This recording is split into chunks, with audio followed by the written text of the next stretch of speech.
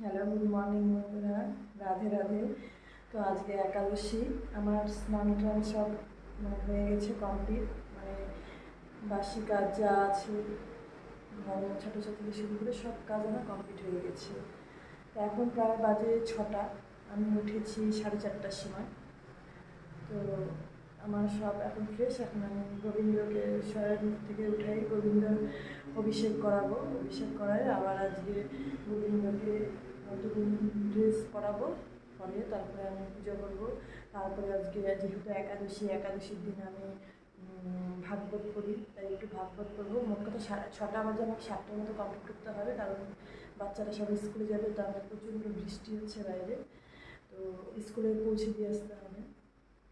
এখন আমি পুজোটা সেরে নিই, তোমরা দেখতে থাকো ভিডিওটা।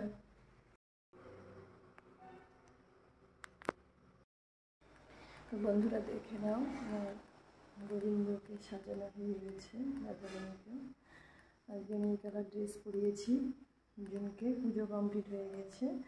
এখন আমি এই যে গীতা ভাগবতটা পড়বো একটু। আর এটা হচ্ছে সবথেকে বড় সম্পদ, এটা ছাড়া আমাদের হিন্দু সনাতন ধর্মে কোনো কিছু ভাবাই যায় না। তো আমি এখন এই গীতাটা একটু পড়বো, তারপরে আমার পুজো কমপ্লিট হয়ে যাবে। তো হ্যালো বন্ধুরা, এখন প্রায় বাজে 11টা বাজে, 11:15 বাজে।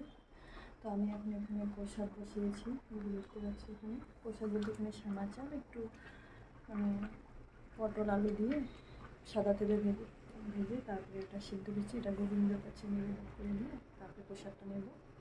আর একটু আমার বাইরে কাজও আছে, একটু বাইরে যাবো, যার জন্য আর কিছু প্রসাদ বানালাম না, কারণ আজকে তো এমনি অন্য কিছু আর চলবে না। এই প্রসাদটা আমি একবার নিই।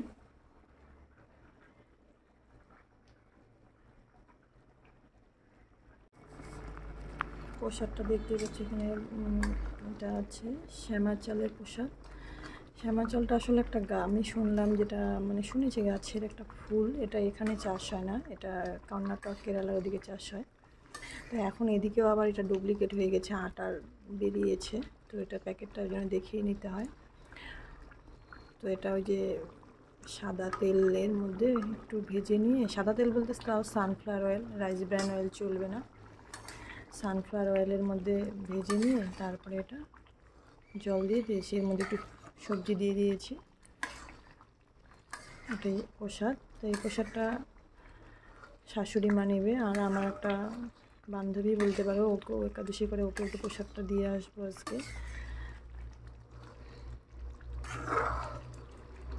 অনেকেই একাদশীতে রুটি নেয় হয়তো, আমাদের ওটা আমার চলে না, যেটা আমার গুরুদেবের নির্দেশ। তো এটাই আমি একবার নেব, আর রাত্রেবেলা হয়তো একটু আলু ভেজে নিয়ে প্রসাদটা নেব, তারপরে শুয়ে পড়বো। আবার কালকে 7টার মধ্যে পালন করতে হবে।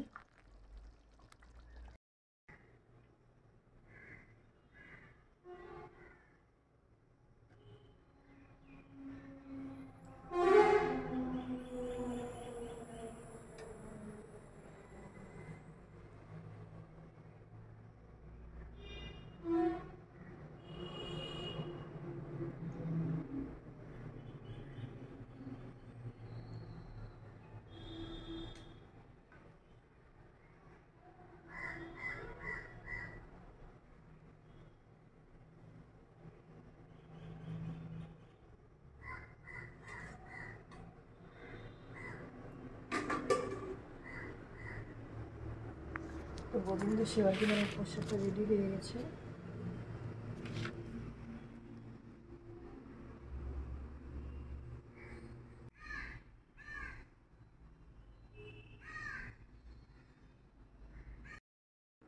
তো হ্যালো বন্ধুরা, দেখতে পাচ্ছ সকালবেলা আমার পূজা পার্বণ সব করা হয়ে গেছে, তো বিছানাটা আমি উঠাইনি, যেটুকু উঠানো আছে এটুকু আমার বর করেছে।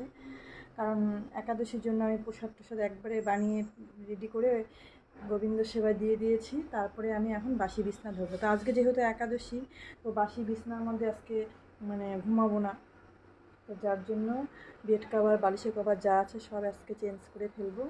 আর একাদশীতে নিয়মই হচ্ছে মনে করো যে ধোয়া পরিষ্কার মানে শুদ্ধ বস্ত্র পরতে হয়, আর ওই বিছানা যে রাত্রেবেলা যে শয়ন করবো পরিষ্কার ধোয়া বিছানার মধ্যে মানে ঘুমোতে হয়। তো জানি না, অনেকের অনেক নিয়ম, তো আমাদের কি বাড়িতে আমি একাদশী এইভাবেই নিয়ম করি, কারণ এইভাবে মা বলেছে, গুরুদেব বলেছে যে পরিষ্কার শুদ্ধ বস্ত্রেই চলতে হয়। আর বাইরের তো কোনো খাওয়ারই খাওয়া যাবে না, আর এমনিতে তো বাইরের খাবার আমি খাই না, বাইরের কোনো খাবার। চলো বিছনাটা তুলে নিই, আমি চেঞ্জ করে ফেলি।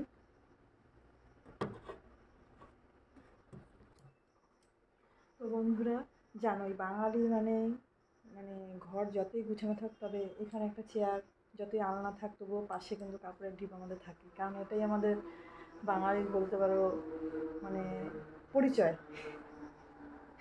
যে যেমন সোফা আছে, আমার সোফার পাশে কাপড় সব মানে যতই গুছাই না কেন তাও আমার কাপড় ঢিপ হয়ে যায়। তারপরে পাশে চেয়ার আছে, চেয়ারে জামা কাপড় রয়ে গেছে। তো আসলে কথা, 4 জন বাড়িতে, যেহেতু 2টো বাচ্চা আছে, এত জামা কাপড় মানে সবসময় আমার গোছানো হয়ে ওঠে না। তাই যখন আর কি সময় হয়, কিংবা যখন কোনো সময় মুড হয়, রাত্রি 11টা, 11:30, 12টার সময় আমি জামা কাপড় গুছিয়ে নিই। তখন মানে আমি এখন গুছাবো, তো তখনই আমি গুছিয়ে রাখি। এটা আমার মানে সময় বিশেষ। তো কারণ আমার বিশেষ করে মেন বাইরের কাজগুলোই আমাকে বেশি সারতে হয়, অনেক সময় আমাকে একটু দোকানে বসতে হয়, তো যার জন্য আমার আবার এদিকে বাচ্চার পড়াশোনাও দেখতে হয়। তো সব কাজ আমাকে মিলেমিশিয়ে মেকআপ করে মানে করতে হয়। তবে আমাকে যে এই মুহূর্তে আমাকে এই কাজটা করতে আমি সেটা পারি না, হয়তো আমার হয়ে ওঠে না। তো মানে সময় বিশেষই করি, তবে হয়ে যায়। মানে কাজ তো নিজের কাজ তো নিজেকেই করতে হবে, এটা তো কারোর উপরে ভরসা করা যাবে না, এটা নিজেকেই সেরে করতেই হবে। তো তবুও শাশুড়ি মা আছে, শাশুড়ি মা কিন্তু আমাকে মানে বিশেষ করে রান্না করে দিতে দেখে, তো যার জন্য কিন্তু আমাকে মানে আমি এদিকে কাজগুলো তাড়াতাড়ি সেরে নিতে পারি, কারণ বাইরে তো কোনো কাজ থাকে না।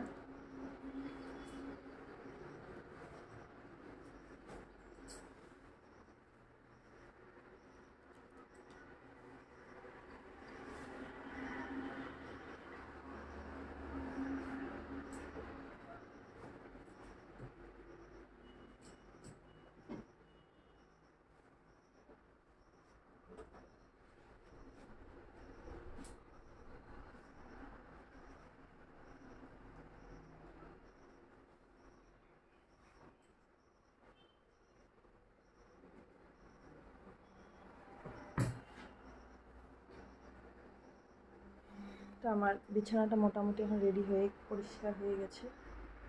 মোটামুটি আমি এখন একটু হালকা, এখন আমি একটু রেস্ট করতেই পারি, কারণ কালকে আমি ঘুমিয়েছি প্রায় 12:30। কারণ মেয়ে ও নোটস লিখেছে, অনেক প্রজেক্ট দিয়েছে, তো ওর সাথে একটু আমি বসেছিলাম, কারণ ওরও ঘুম পেয়ে যায়, কাজে ওকে একটু সময় না দিলে তো হয় না। 12:30টার সময় ঘুমিয়ে আবার আমি 4:30টার সময়, ভোর 4:30টার সময় উঠেছি। 4:30টার সময় উঠে আমি সমস্ত কাজ কমপ্লিট করছি, কারণ স্কুল যেহেতু আছে, আমাদের একাদশী মানে ঠাকুর ঘরে আমার গোবিন্দর ওখানে আজকে অভিষেক করে, যেহেতু নতুন ড্রেস পরাতে হয়, গীতা পড়তে হয়, 1 ঘন্টা মিনিমাম আমার সময় ওখানে লেগেই যায়, মানে ঝটপট করার পরেও। তো যাই হোক, আমি 11টা এখন বাজে, 11টা বাজতেছে, আমি এখন অনেকটা ফ্রেশ হয়ে গেছি। এখন শাশুড়ি মা আর আমি দুজনে মিলে একটু প্রসাদ নিব।